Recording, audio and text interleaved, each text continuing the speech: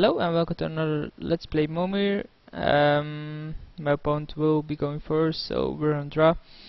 Just uploaded another 4 episodes of Momir, so record some more to create a backlog or to upload them later today, probably tomorrow. YouTube upload seems to be fixed. At least didn't have any issues with it today. That's a pretty good card, by the way. For a true drop.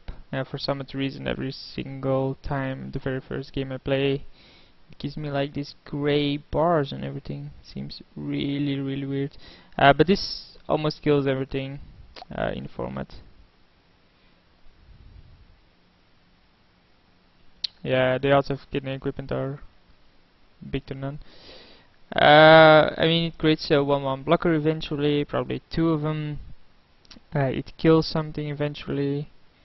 It's a fine card. He makes a 3-drop on the play, which I find odd. I don't think a 2/2 is relevant here, so I'll just make another 2 myself. We get a Gatekeeper, which is another 2/2. Hoped for a mana acceleration, but obviously didn't get one. But I mean, it does stop his 3-drop. And he will stop curving at 7 because he made a 2 and a 3. So yeah. If he attacks, I'm obviously blocking. He doesn't make a 4, which seems odd to me then. But obviously you have to skip at 1 point, and he elected to stop at 4, where I elected to stop at another amount. So now I have the very first action and the very first damage as well. Here he finally gets his sport token. This does wither damage, so that's fine. He gets a 4/4 haste, basically one of the best creatures out there. Obviously, if he attacks, I'm double blocking.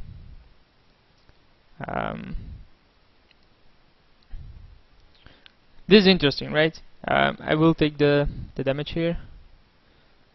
And if you're wondering why I take the damage, I think it's pretty obvious.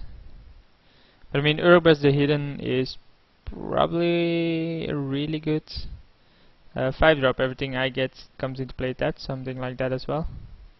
What does Battlecry do? Yeah, okay. So if I attack here, he probably just creates a sport token and blocks with that. And that's the reason I didn't block here, of course, because if I did, they would trade together with the supporting token. I would be pretty weak to the Urbrask, but everything from him having haste is actually a big issue. So he gets a 4/4 Trampler. Yeah, just a 4/4 Trample. The rest of the ability doesn't actually do anything. So he should attack with it, I guess. Yep. So we have options, right? We can double block this, trade this down. I think we do. We do it like this. He then sacrifices Suprolling. These 2 die, this dies. We get the Suprolling out of there. He still has the Urbrask, but then next turn he doesn't have a Suprolling token, so he can't attack with the Urbrask as well. And maybe our 6/6 will be good enough to do some good, to create some good value. Obviously, want a 6-drop, not a 5-drop. God damn you, Modo. And we get a 5/3 persist. Just a 5/3. It does come into play tapped. Because of this Urbrask, it's really annoying. Everything of him having haste is good enough, but everything for me coming into play tapped is actually really good. That actually doesn't do anything, so that's fine. He doesn't have a good attack here, and now he doesn't have a good attack anymore, even with the Suprolling up next turn. We have stabilized for now, but we still have the issue there. We have a 6/6 flyer. Obviously, if we managed to get an attack through, it would have been a 12/12, but there was no way we could get an attack through. The fact that it's a 6/6 flyer is good enough. It did come into play tapped, so it's an extra turn where we can't do anything, but that's fine. He gets a 6/6 trample haste, deals combat damage to a player. So obviously he'll attack with it. It has trample, we double block it. He attacks with a Lotto. So we are at 16. Let's figure this out, right? We basically want this to die. So I think we have to double block like this, and then block like here and just take 5. Obviously both of these die because of the rolling token he will generate, but this will die as well. No trample damage will come through. We take 5, our entire board dies except our 6/6 flyer, but our 6/6 flyer is still strong enough. I wouldn't have minded killing the Urabrask, but the Living Hive is just too strong here.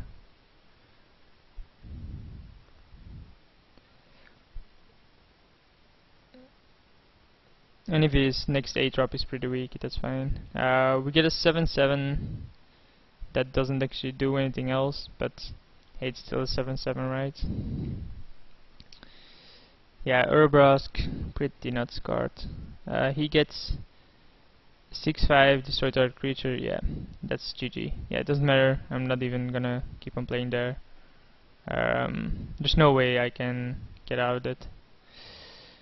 Urabrask basically won him the game. I think that was pretty obvious there.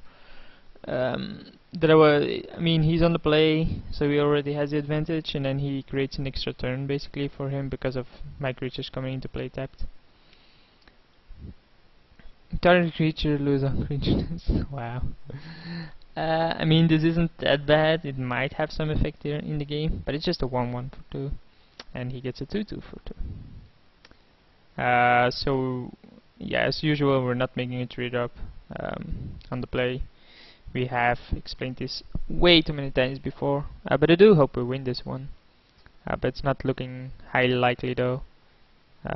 He skipped his 3-drop on the draw. I'm actually surprised by that. I don't think that's a good one. So we get haste, actually gives our...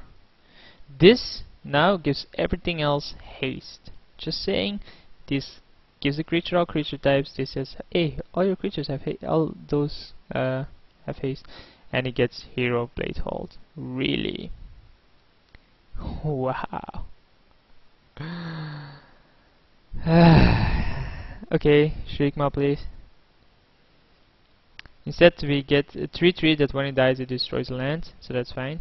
But Hero Blade Hold, pretty good. So if he attacks, we're obviously double blocking. He gets a 3/3 flying that gives protection from... Oh, you can always do it if it's in your graveyard, of course. But it is still a 3/3 flying for 5, which is really good. Obviously Polluted Dead is also really good. He could have attacked. I don't think it would have been a wise choice. And let's hope our 6-drop is something, right? It's a 5/5 protection from white. Yeah, that actually is something really good. We could have given it haste and attacked, but I think we want to keep it on defense for now. Maybe start attacking next turn. He can put up a lot of pressure at this point. He has a 3/4 infect, so that should knock this down to a small creature. If he blocks with it, he obviously will, or he obviously should. Maybe I should have swung the previous turn. I don't know. Flying. We'll give it haste here and attack with it. This is a faster clock than he's representing on us. Obviously we can... This doesn't do anything on the offense for now. We can take 2 free hits from this. And if you get a 5/5 flyer... Wow, that's really good. Yeah, he's attacking now, but if you get a 5/5 flyer, that's GG. I don't think his attack here is a viable attack. It obviously depends on what we get, but he's trading 3 damage and he's taking 6, and I can get lethal because of this. So I don't think an attack, and obviously not with Spinebiter. I'm not even gonna consider blocking this. Actually, I might consider blocking it with the 3/3 here. And if I do, I destroy a land of him. No, the Spinebiter doesn't actually do anything to me at this point. So we're just hoping for a really good 8-drop. which you can give haste and win the game instantly. So yeah, we can exile permanents, but it does have flying, so it doesn't actually matter. We'll remove the hero, but it does concede, he sees it. So yeah, I don't think, obviously Glory wouldn't have mattered because of the card it was, but I don't think his attack was a good one. There was no point in attacking there, especially not with Spinebiter, right? What is the Spinebiter ever gonna do? Nothing. And he makes a 2-drop on the play, that's fine. We also do that. He gets a 2-1 protection from artifacts. We're gonna discard a plane because we have plenty of those. And we get a 2-2. If he attacks, I'm not sure if I'm blocking. He does make a 3-drop, so I'm probably blocking. Really?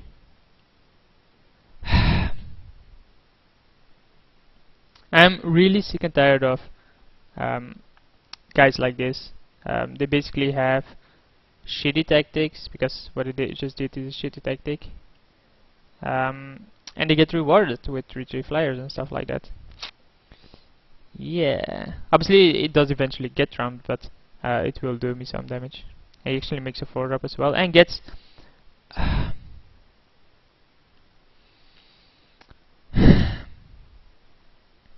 Yeah,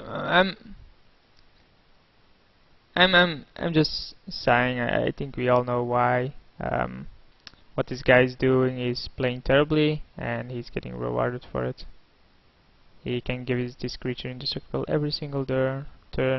It can block, so that doesn't actually do anything. We take 7 in the air because hey, this guy's lucker. He makes 2, 3, and 4 on the. If this is a flyer, no, it's actually just a 4/4, which is still insanely good. Yeah, I don't see myself winning this at any point. I have no clue what a 5-drop. I mean, Shriekmark kills this, but that's about it. Instead, I get a shitty creature. I go down to 3. What 6-drop is there that stops this, right? Something that gains me life. A flying lifelink is good. Yeah, that doesn't do anything. It's still a 6/4. I mean, if you can't play, you better be lucky.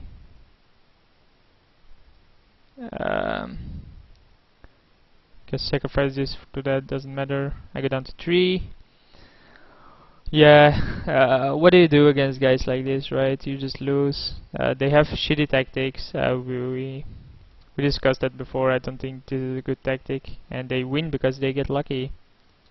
Obviously, you use a tactic to get lucky, but such kind of luck is unbeatable. So yeah, thanks for watching. I'll see you for the next one.